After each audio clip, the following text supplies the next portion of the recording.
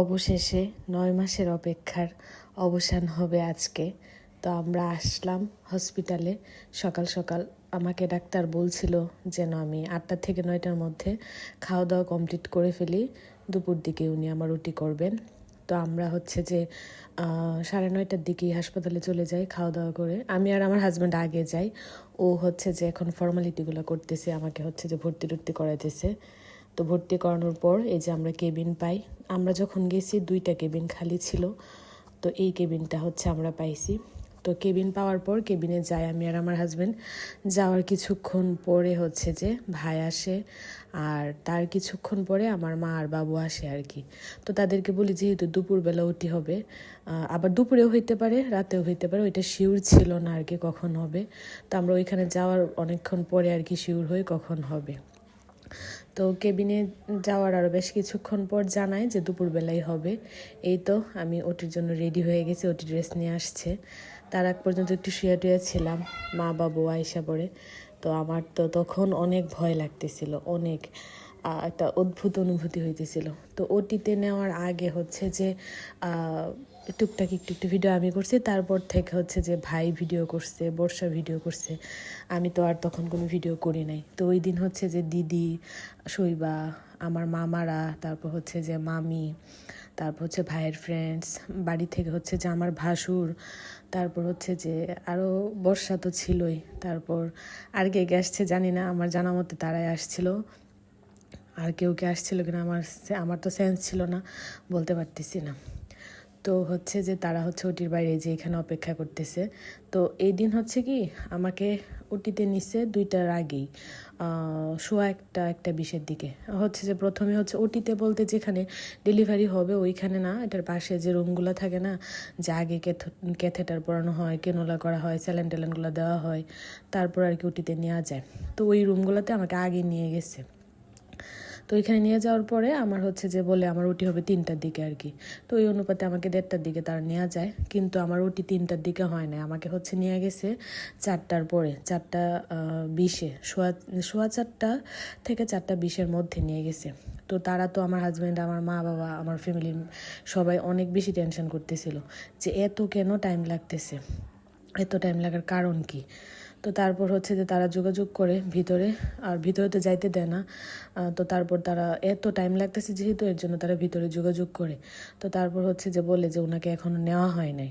এটার কারণ ছিল, এত দেরি হওয়ার কারণটা ছিল যে শিশু বিশেষজ্ঞ আসে নাই। আমার ডাক্তার হচ্ছে যে 2:30টার দিকে আমার সাথে কথা বলে আইসা উনি বলে যে চিন্না, আমি আপনার রুটিটা এখনই করতাম, 2:30টার দিকে আপনার রুটি করার পরে বাদবাকি অন্যগুলো করতাম, কিন্তু শিশু বিশেষজ্ঞ আসে নাই, যার জন্য হচ্ছে যে আপনার রুটিটা পরে করব, এখন জরায়ুর একটা রুগী আছে তারটা করব।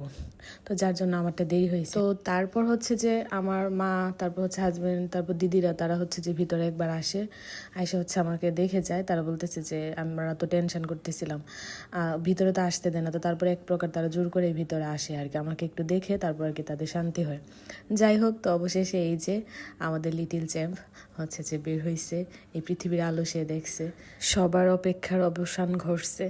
তো সবাই অনেক খুশি। আমার হাজব্যান্ড একটু ইমোশনাল হয়ে গেছিলো, আমার ভাসুরও ইমোশনাল হয়ে গেছিলো। আমার ভাসুর হচ্ছে যে দিদিভাইকে পুরাটা সময়ই অনেক মিস করতেছিল। আজকে যদি দিদিভাই থাকতো, অবশ্যই দিদিভাই সবার আগে উপস্থিত থাকতো। তো এইগুলোই হয়তো বা দাদা ভাবতেছিলেন আর দিদিভাইকে মিস করতেছিলেন। যাই হোক, তো দ্বিতীয় দিন হচ্ছে যে আমার ননদ, তার বাচ্চারা, তার হাজব্যান্ড, তারা আসছিল দেখতে।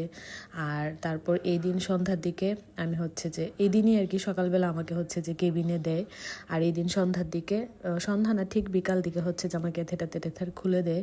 তারপর হচ্ছে সন্ধ্যার পরে আমি উঠে বসার চেষ্টা করি। খুবই কষ্ট হয়েছে, খুব।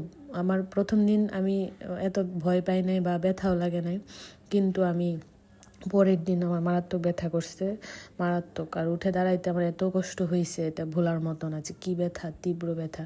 তো ওই দিন আবার দিদি, শৈবা, তারাও আসছিল খাবার টাবার নিয়ে। তো একটু বসছিলাম, একটু হাঁটতে পারছিলাম, খুব কষ্ট হয়েছিল উঠতে। আর এই যে আগের ড্রেসটা, ওইটা হচ্ছে যে সুমু, আমার ফ্রেন্ড আসছিল, ও গিফট করছে। আমার বাবা আমার ছেলেরে কোলে নেয় নাই, আমার বাবা হচ্ছে ভয় পায়। আমি শুনছি আর কি যে হওয়ার পর আমার বাবা আমাদের সবাই কোলে নিচ্ছে। তা আমি বললাম যে বাবু তুমি একটু কোলে নাও, তুমি কেন কোলে নিতেছ না? তো পরে বাবুরে বসায়া কুলে দিল। আর এইগুলো সব আমার বাবা কিনছে, এগুলো সম্ভবত ও যেদিন হয়েছে প্রথম দিন এই দিনেই বাবু এইগুলা কিনছে, এই মশারি সহ বালিশের হচ্ছে যে এই বিছানার সেটটা, তারপর হচ্ছে যে এই কম্বলটা, এটা কি বলবো কম্বল নাকি সডাল, তো বেশ বড় এটা।